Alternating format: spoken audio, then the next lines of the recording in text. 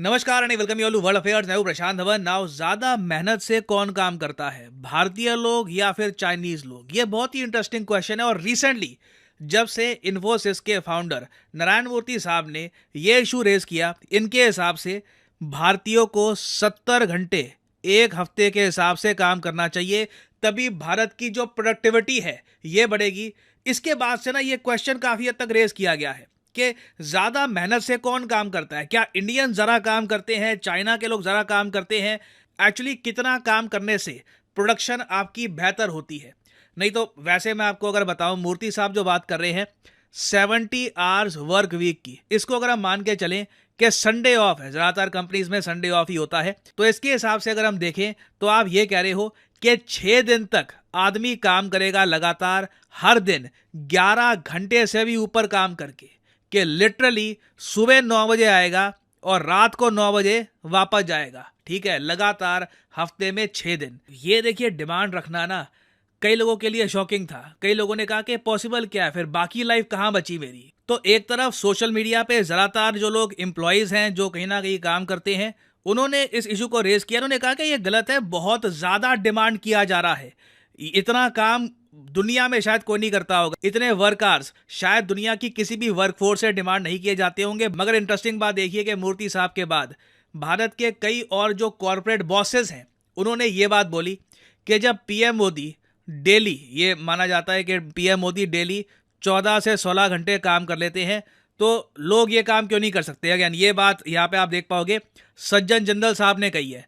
उसके अलावा ओला के जो आज के समय मेन हेड है भावेश अग्रवाल, इन्होंने भी ये कहा कि हमारे यहाँ भी काम जोर शोर से चल रहा है, हम बहुत कुछ अकॉम्प्लिश करके दिखाएंगे और हमारी टीम में हर एक आदमी 70 घंटे से ऊपर काम कर रहा है। तो जो कॉर्पोरेट बॉसेस हैं वो सब तो कह रहे थे कि जी आप 70 आवर्स वर्क वीक कह रहे हो, हम तो इससे भी आगे निकलने की बात कर रहे हैं अगर जेन्युइनली प्रोडक्टिविटी बढ़ानी है।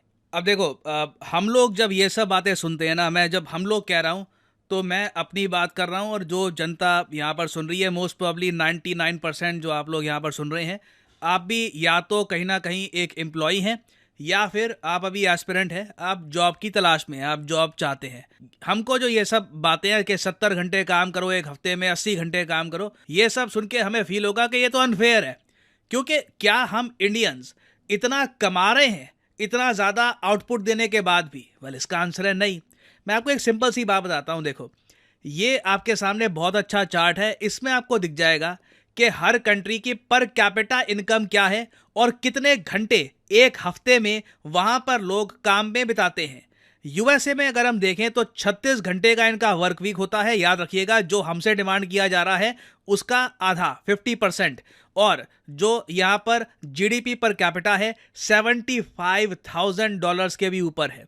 नाउ अगेन मैं यहाँ पे मेंशन कर दूं, हर एक आदमी यूएसए में इतना नहीं कमाता। जो जीडीपी पर कैपिटा निकाली जाती है ये काफ़ी बार एवरेजेस से निकाली जाती है। तो यूएसए में कुछ चुनिंदा लोग जो मिलियंस भी कमाते होंगे न्यूयॉर्क में बैठकर या फिर इनकी बड़ी स्टेट्स में बैठ के, कैलिफोर्निया में बैठकर, उनका डेटा काफ़ी बार मिक्स हो जाता है उन लोगों के साथ भी जो महीने के 30-25 हज़ार डॉलर के आसपास कमाते हैं। तो ये बात हमको ध्यान में रखनी होगी। But at the same time ना, अगर हम दुनिया की सारी मेजर इकोनॉमीज को देख ले, चाइना को देख ले, जर्मनी को देख ले, यूके को देख ले, इंडिया में जो ओवरऑल पैकेज हमको मिल रहा है ये बहुत ज़्यादा कम है।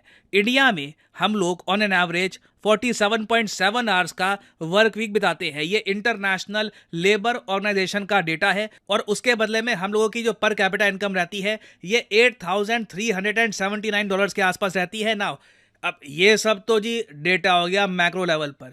हम सिंपल सी अगर हम बात करें ना, तो एक एवरेज सैलरी जो है इंडिया में ये आज भी 50-60,000 के आसपास रहेगी। कई लोग कहेंगे कि इससे भी कम है, मगर ऑन एन एवरेज कह रहा हूँ, बैंगलोर, दिल्ली और जगह भी लोग इतना आज के समय कमा रहे हैं, थोड़ा इससे ज़्यादा ही कमा रहे हैं। नाउ क्या इस सैलरी से आप कल को एक घर परचेज कर सकते हैं? नहीं।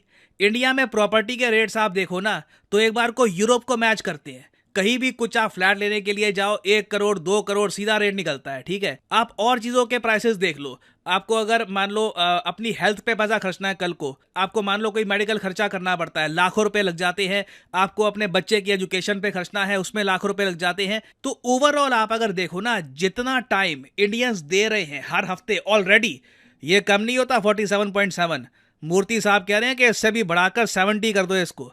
तो क्या उसके बदले में हमारी सैलरीज उतनी अच्छी हैं कि इंडिया में हम लोग खुद का घर आराम से परचेज कर पाएं, या फिर कई और चीज़ें होती है लाइफ में उससे हम अपना जो क्वालिटी ऑफ लाइफ है इंप्रूव कर पाएं? तो इसका आंसर है नहीं, हम लोग इसमें बहुत पीछे हैं। आई मीन अगर हम इंडिया और चाइना को ही कंपेयर करें ना, तो हमारे यहाँ देखो जो ओवरऑल सैलरी पैकेज है ये 4 लाख से लेकर, साल की बात कर रहा हूँ, 4 लाख से लेकर 17 लाख के आसपास का रहता है। ठीक है, आप जितना हाई लेवल पे जाओगे उतना सैलरी पैकेज आपका बढ़ जाएगा। चाइना को अगर हम देखें ना, तो इन लोगों का जो एवरेज सैलरी के हिसाब से बन रहा है डेटा, ये है $4,214 मंथली की मैं बात कर रहा हूं। तो मंथली आप कह लीजिए ऑन एन एवरेज एक आदमी चाइना में 3-4 लाख रुपए कमा ही रहा है। तो हम लोग देखो सैलरी के मामले में, और उसके अलावा फिर क्वालिटी ऑफ लाइफ भी आप देखते हो, क्या हमारे यहाँ इंफ्रास्ट्रक्चर उस लेवल का पहुंच चुका है? वो भी नहीं पहुंचा। तो चैलेंजेस देखिए हमारे सामने बहुत सारे हैं। तो ऐसे चैलेंजेस के बीच में जब आपसे डायरेक्टली फिर यही पूछा जाता है कि अभी तो आप हार्ड वर्क जितना कर रहे हो उससे कई गुना ज़्यादा करना होगा, लोग सच में सरप्राइज फील करते हैं। और अगेन देखो, मेरी कोशिश रहती है वीडियो में आपको दोनों पहलू दिखाऊं। मूर्ति साहब अपनी तरफ से जो कह रहे हैं ना, उसके पीछे भी एक रीज़न है। मैं ये नहीं कहूँगा वो ठीक कह रहे हैं बिल्कुल भी, मगर मैं ये कहूँगा कि मैं समझ सकता हूँ कुछ हद तक कि उन्होंने ऐसा क्यों कहा होगा।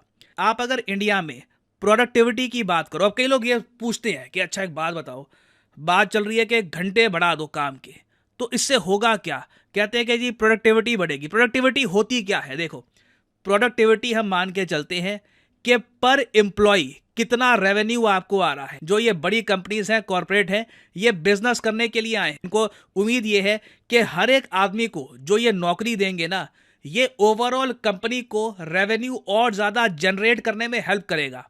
इंडिया में देखो हमारा रेवेन्यू पर एम्प्लॉय कम रहता है।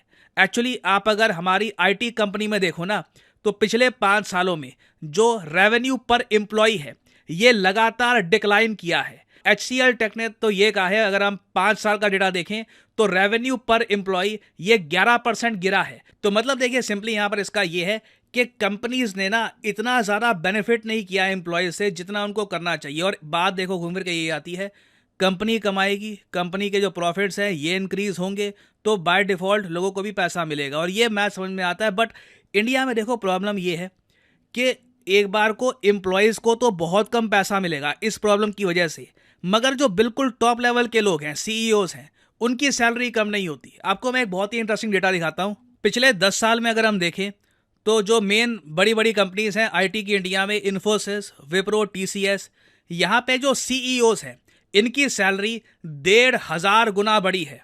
1,500 गुना, that is an insane rise. मतलब कि 2012 में अगर एक CEO की सैलरी होती थी 8 करोड़, ये अब 26 करोड़ हो चुकी है।